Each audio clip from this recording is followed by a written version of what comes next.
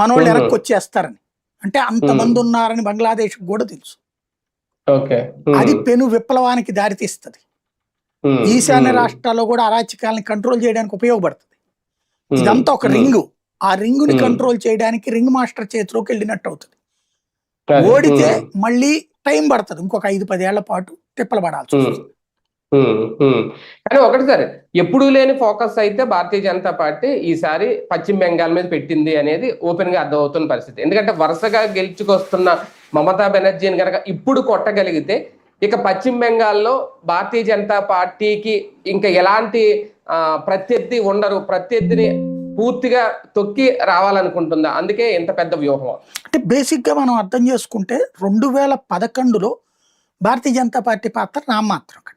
ఎందుకంటే మమతా బెనర్జీ కమ్యూనిస్టులతో కొట్లాడి కాంగ్రెస్ తో విడిపడి టీఎంసీ పెట్టి కాంగ్రెస్ తోనే పొత్తు పెట్టుకుని అధికారంలోకి వెళ్ళింది. అప్పుడు భారతీయ జనతా పార్టీ 2 సీట్లే అక్కడ గెలవగలిగింది. ఉనికి చాటుకుంది అంతే. అప్పుడు ఆ 2011 అంత ముందు అయితే అది కూడా లేదు, 0 అన్నమాట.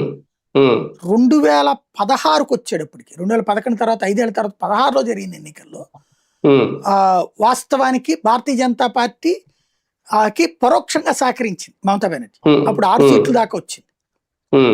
కానీ గ్రౌండ్ లెవెల్లో బీజేపీ అప్పుడు కాంగ్రెస్ ని పక్కన పెట్టడం ప్రారంభించేసింది. మమతా బెనర్జీ పెట్టేసింది.